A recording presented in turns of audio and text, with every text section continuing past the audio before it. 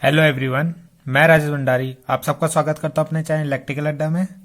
आज जो है ना हम नेक्स्ट वीडियो लेके आए हैं। नेक्स्ट वीडियो में आज हम पढ़ेंगे ओमीय प्रतिरोध क्या होते हैं, अनोमीय प्रतिरोध क्या होते हैं, ठीक है। और एक हम पढ़ेंगे गत्यात्मक प्रतिरोध यानी डायनेमिक रेजिस्टेंस, ठीक है। तो तीन चीज हम पढ़ेंगे। तो सबसे पहले हम देखते हैं ओमीय प्रतिरोध। तो सिंपल है, जो प्रतिरोध यानी जो रेजिस्टेंस, ठीक है, ओम के नियम का पालन करेगा उसको हम ओमीय प्रतिरोध कहते हैं, ठीक है।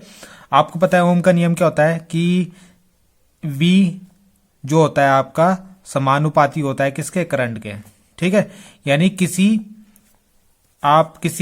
चालक के, ठीक है, किसी चालक के सिरों के बीच जो विभवांतर अप्लाई करते हो यानी विभवांतर देते हो वो किसके समानुपाती होता है, उसमें बहने वाली धारा के समानुपाती होता है, ठीक है। यानी कोई आपके पास मान लो कोई एक चालक मान लेते हैं या रेजिस्टेंस मान लेते हैं आर। तो इसमें जो आप क्या कर रहे हो, इसमें जो विभवांतर अप्लाई करो यानी जो यहां से आप विभवांतर यानी वोल्टेज दे रहे हो वो किसके समानुपाती होता है, इसमें जो करंट प्रवाहित हो रही है, ठीक है। यानी इसमें जो करंट आपकी फ्लो हो रही है उसके समानुपाती होता है, ठीक है। तो यही आपका क्या है, ओम्स लॉ, ठीक।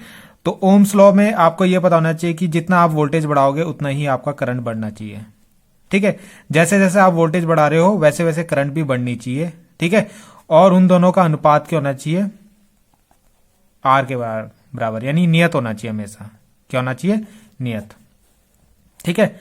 यानी जो आप यहां से विभवांतर दे रहे हो और जो इसमें करंट प्रवाहित हो रही है उन दोनों का अगर आप अनुपात निकालो, ठीक है, तो वो हमेशा क्या आना चाहिए, नियत आना चाहिए। यही ओम का नियम है, ठीक है। तो वही है कि ओमीय प्रतिरोध यानी ऐसा प्रतिरोध जो क्या कर रहा हो, ओम के नियम का पालन कर रहा हो, ठीक है। तो उसको हम क्या बोलेंगे, ओमीय प्रतिरोध करेंगे। तो जिन चालकों के लिए यानी जो को चालक हो गए आपके, जिन चालकों के लिए ओम का नियम लागू होता है, ओमीय चालक, तथा उनके प्रतिरोध को क्या बोलेंगे, ओमीय प्रतिरोध कहते हैं, ठीक है। अब ये जो चालक होगा आपका वो क्या होगा, आपका ओमीय चालक बोलेंगे उसे, ठीक है। और इसके प्रतिरोध को क्या बोलेंगे, ओमीय प्रतिरोध कहेंगे, ठीक है। तो अगर आप इनके बीच में ग्राफ खींचो, अगर आप वोल्टेज और करंट के बीच में अगर इसके बीच में ग्राफ खींचोगे तो अगर आपका ओमीय प्रतिरोध होगा, अगर मान लो ये आपका ऐसा है कि ये ओमीय प्रतिरोध है, ठीक है, तो इसके लिए जो आपको ग्राफ मिलेगा वो एक सीधी लाइन मिलेगी, ठीक है, जिसको हम आर से दर्शाते हैं, ठीक है। नहीं, अगर आप वोल्टेज और करंट के बीच में ऐसा ऐसा अगर आप रेशियो निकालोगे तो आपको क्या निकलेगा, इनके बीच में जब ग्राफ बनाओगे तो आपको एक सीधी लाइन मिलेगी, ठीक है। तो जब भी आपको एक सीधी लाइन मिलेगी तो इसका मतलब वो प्रतिरोध कैसा है आपका, या वो चालक कैसा है, ओमीय चालक है, या ओमीय उस चालक का प्रतिरोध क्या होगा, ओमीय प्रतिरोध होगा, ठीक है। चालक को तो ओमीय चालक बोलेंगे और उसके प्रतिरोध को क्या बोलेंगे, ओमीय प्रतिरोध। जैसे इसके एग्जाम्पल है आपके पास उदाहरण, ओमीय प्रतिरोध या ओमीय चालक कौन से होते हैं आपके, ठीक है। ओमीय चालक हो गया आपके, जैसे चांदी हो गया, ठीक है, या आपका कॉपर हो गया, ठीक। ये क्या होते हैं, ओमीय चालक होते हैं आपके, ये ओम के नियम का पालन करते हैं, ठीक है। तो इनके बीच अगर ग्राफ बनाओगे तो किस इस तरीके का ग्राफ बनता है आपका, ठीक है। तो ये ओमीय चालक हो गए और इनका जो प्रतिरोध होगा वो ओमीय प्रतिरोध होगा, ठीक है। तो ये ग्राफ ऐसे सीधा सीधा जाएगा और कुछ टाइम बाद ये थोड़ा इस तरीके से हो जाता है, ठीक है। यानी एक वक्र शेप ले लेता है आपका, कुछ इस तरीके से वक्र शेप, ठीक। तो इसका मतलब ये होता है कि जैसे जैसे आप तापमान बढ़ाओगे ना उसके बाद ये ओम का नियम का पालन नहीं करते, ठीक है, क्योंकि वहां पे आपका प्रतिरोध बढ़ जाता है, प्रतिरोध जैसे ही बढ़ जाएगा तो वहां पे ओम के नियम का पालन नहीं होता, ठीक। तो जब आपको सीधी लाइन मिलेगी तो आपका इसका मतलब वो ओमीय प्रतिरोध है। अनोमीय क्या हो जाएगा, इसका उल्टा हो जाएगा। जिन चालकों के लिए ओम का नियम का पालन, ओम के नियम लागू नहीं होता, अनोमीय चालक तथा इनके प्रतिरोध को अनोमीय प्रतिरोध कहते हैं, ठीक है।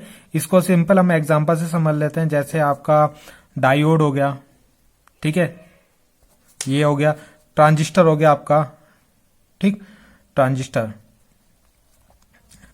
हो गया, ठीक है, या आपका थर्मिस्टर हो गया। तो ये सब क्या आते हैं, अनोमीय चालक होते हैं, ठीक है। और इनके प्रतिरोध का क्या बोलेंगे, हम अनोमीय प्रतिरोध कहेंगे, ठीक। तो अगर हम इसके लिए ग्राफ बनाए तो इसके लिए कुछ ग्राफ इस तरीके से बनेगा। अगर हम इसके V और I के बीच में ग्राफ बनाए तो इसका ग्राफ कुछ या तो इस तरीके से बनेगा या तो फिर इसका ग्राफ कुछ इस तरीके से बनेगा, यानी एक सीधी लाइन नहीं मिलेगी आपको, ठीक है, एक सीधी लाइन नहीं मिलेगी। तो ये आपका अनोमी हो गया। ठीक है, इसके बाद हम देखते हैं गत्यात्मक प्रतिरोध। तो गत्यात्मक प्रतिरोध आपका क्या होता है, अगर हम इसका फॉर्मूला लिखें तो इसका फॉर्मूला भी सेम वैसे ही होता है, मगर यहां पे क्या हो जाएगा, delta we upon delta I, delta we upon delta I. Delta we होता है आपका यहां पे चेंज इन वोल्टेज, यानी वोल्टेज में परिवर्तन, वोल्टेज में परिवर्तन। ठीक है, और डेल्टा आई होता है यहां पे करंट में परिवर्तन। ठीक है, तो इन दोनों के अनुपात को हम क्या बोलेंगे, गत्यात्मक प्रतिरोध कहते हैं। ठीक है, इसको समझते हैं। जब हम जो चालक आपके ओम या जो चालक जो होते हैं, अगर उनका रेजिस्टेंस, उनका प्रतिरोध कैसे है, ओम प्रतिरोध है, तो उसके लिए तो सीधी लाइन आती है, अभी हमने अब देखा। ठीक है, अगर आपका ओमिया चालक है तो उसके लिए जो ग्राफ होगा वो सीधा आएगा। ठीक है, और अनोमिया के लिए किस तरीके से आता है, इस तरीके से आता है। ठीक, तो गत्यात्मक प्रतिरोध जो हम निकालते हैं वो अनोमिया के लिए निकालते हैं। ठीक है, तो इसमें क्या होता है, हम क्या करते हैं, अब ये ग्राफ कुछ इस तरीके से बनता है। ठीक है, जैसे अगर हम ये ले लें तो हमें क्या करना है, देखना है कि इसका जो प्रतिरोध अगर हमें निकालना होगा तो हम क्या करेंगे, किसी क्षण जहां पे ये क्या हो रहा होगा, थोड़ा सीधा सा मिल रहा होगा आपको ग्राफ में लाइन जो थोड़ी सीधी सी मिल रही होगी, उस एरिया को ले लेंगे और वहां पे देखेंगे कि कितना वोल्टेज में परिवर्तन हो रहा है। ठीक है, सपोज यहाँ पे अगर आपका V था तो यहाँ पे जाने पे वो कुछ V प्लस डेल्टा V हो गया होगा। ठीक है, यानी डेल्टा V परिवर्तन आया होगा इसमें। ठीक है, वैसे ही यहाँ पे देखो, पहले आपकी करंट यहाँ रही होगी, सपोज I करंट थी, और यहां तक जाने में उसमें जो परिवर्तन हो गया वो डेल्टा आई हो गया। तो यहाँ पे कितना परिवर्तन हुआ होगा इसमें, डेल्टा आई। ठीक है, यहाँ पे पहुंच के वो हो गई I प्लस डेल्टा आई, तो कितना परिवर्तन आया उसमें, डेल्टा आई का। तो जो डेल्टा वी और डेल्टा आई होता है, इन दोनों के अनुपात को, जो भी उनमें परिवर्तन आया होगा किसी भी क्षण, यहाँ पे ले सकते हैं हम, चाहे यहाँ पे ले ले, कहीं पे भी हम निकाल सकते हैं इसको। ठीक है, तो उन दोनों के अनुपात को, जो भी वोल्टेज में जो परिवर्तन आया और जो करंट में परिवर्तन आया, उन दोनों के अनुपात अगर हम निकालें तो यहाँ पे जो हमारे रेजिस्टेंस मिलता है, यानी प्रतिरोध मिलता है, वो आपका क्या होता है, गत्यात्मक प्रतिरोध होता है। ठीक, तो इसकी डेफिनेशन भी वही है, विभवांतर के लिए विभवांतर में किए गए छोटे परिवर्तन डेल्टा वी तथा उसके कारण चालक में हुए परिवर्तन डेल्टा आई के अनुपात को परिपथ का गत्यात्मक प्रतिरोध कहते हैं। ठीक है, तो जैसे हम यहाँ पे वोल्टेज में कुछ परिवर्तन करेंगे तो करंट में भी कुछ परिवर्तन होगा, डेल्टा आई। ठीक, तो उन दोनों के अनुपात को हम गत्यात्मक प्रतिरोध कहते हैं। ठीक, तो आई होप आपको ये कुछ समझ में आया होगा। Thank you.